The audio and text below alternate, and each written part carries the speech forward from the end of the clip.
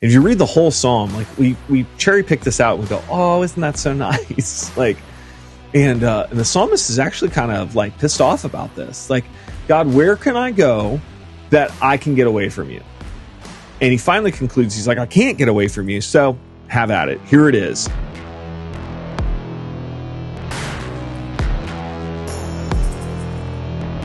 That's a very important point to make, because that leads us into our next myth, which is that God leaves us, which we know is not the case. But when he feels distant, that's what it seems like to us. Yeah, so the counter truth to that God leaves us, the counter truth is God will never leave us. In fact, he promises not to leave us. What leaves is his felt presence. And the best way I know how to talk about this is, have you ever, Stu, like you've got two kids, like have you ever been present in the house, but they didn't know you were there? Yes. And you hear them talking about something, or maybe doing something they even shouldn't have done, or something like that. No, I mean, it could literally just be like walking into the room that they were in and they had no idea I was there. And yeah. So them. this is on like the cosmic scale, like where God removes his felt presence, where we don't feel him during these times. And so now you might be saying, like, if God would never leave me, and we know that's a promise that Jesus gives. And I think about like Psalm 51 as an example, where we sing like, and there's a song, so we sing it like, cast me not away from your presence, O Lord, create a clean heart in me, and this is David praying that. So he says like, cast me not away, create a clean heart in me, cast me not away from your presence, renew your Holy Spirit in me. It's like, oh, see, God leaves us, like, don't cast me away. Well, this is really like this theological equivalent of like, go to your room, right? Side note here, and this is where for me, like, and I hadn't thought about this before until I was learning about this process. I thought about this, like, that when my kid messes up, it's very rare that Julie or I will say to them, like, get on my face, go to your room. And the reason why is because we're sending a message to them that says, I can't handle you in your bad, or your badness. I can't handle you in that, so get away from me until you get it right, then you can come back.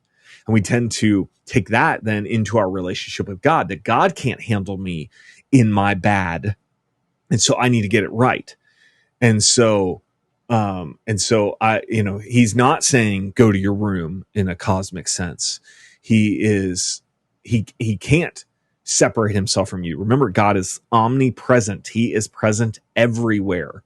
And this is where the psalmist in Psalm 139, he writes, like, where can I go from you? Where can I go from your spirit?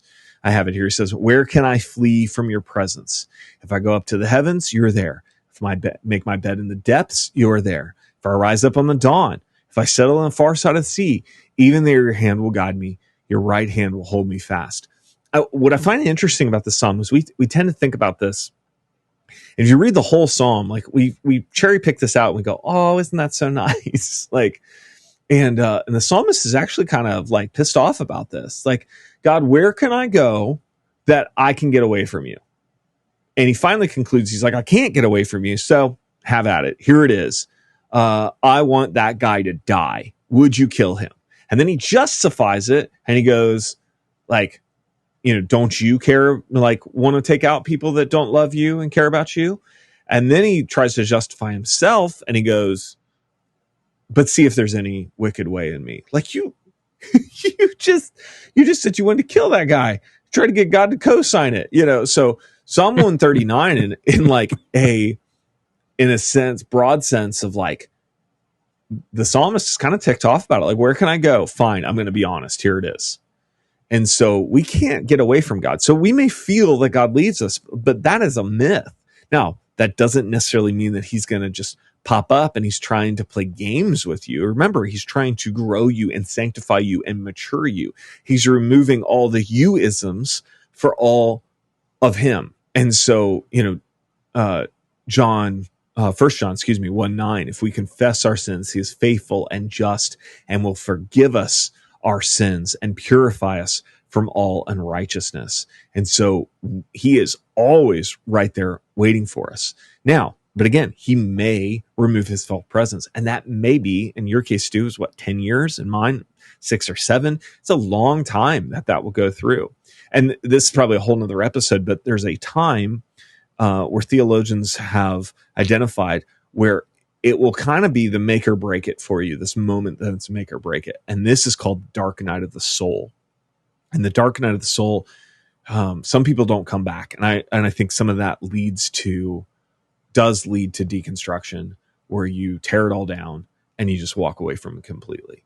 I know I have been through the dark night of the soul, and it is painstaking. It was hard to continue praying. It was hard to continue wanting to, try to be a better Christian. And, it wasn't my power that I could do it under. It was me surrendering.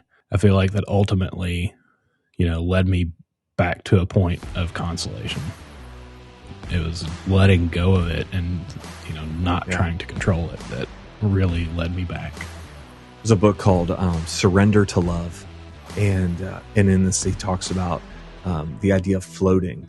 Is that when we want to learn how to float, my kids this summer the 2 youngest ones, been learning how to swim, and their teacher, put them on their back and say, all right, trust me, I've got you, I'm here. But what she doesn't say is yelling at them like, try harder, just try harder. Like, you can't float by trying harder.